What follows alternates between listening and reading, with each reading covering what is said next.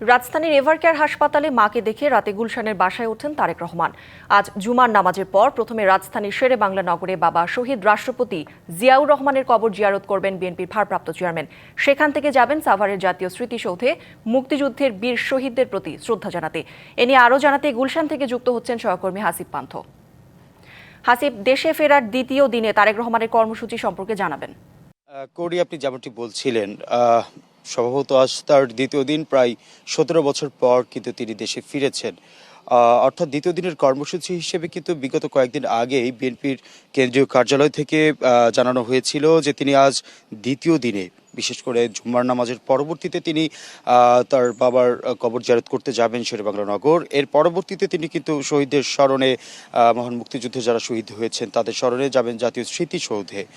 তবে সকাল থেকে যদি বলি একটু যে গতকাল যেভাবে আসলে নেতাকর্মীদের ভিড় ছিল, বা গতকাল যেভাবে আসলে তার রাজস্বিক গ্রহণ করা হয়েছে তাকে, সবকিছু মিলিয়ে যদি বলি যে প্রায় কয়েক লক্ষাধিক মানুষ কিন্তু, যেখানে এয়ারপোর্ট থেকে স্বাভাবিকভাবে এভারকেয়ার হাসপাতালে যেতে 10 মিনিট সময় লাগে, ঠিক সেখানে কিন্তু আসলে প্রায় 3 থেকে 4 ঘন্টা সময় লেগেছে।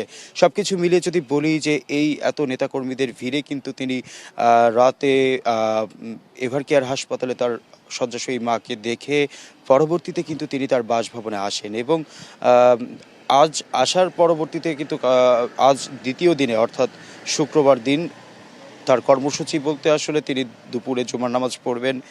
তবে এটা গুলশানে পড়বেন, আজাদ মসজিদের একটা বিশ্বস্ত সূত্রে আমরা জানতে পেরেছি। পরবর্তীতে তিনি এখান থেকে নামাজ শেষ করে যাবেন যে শেরেবাংলা নগর তার বাবার কবর জিয়ারত করতে, এবং তার পরবর্তীতে কিন্তু সেখান থেকে তিনি তার মহান মুক্তিযুদ্ধের শহীদ যারা হয়েছেন তাদের কবর জিয়ারত, তাদের উদ্দেশ্যে স্মৃতিচারণের জন্য তিনি যাবেন সাভারের স্মৃতিসৌধে।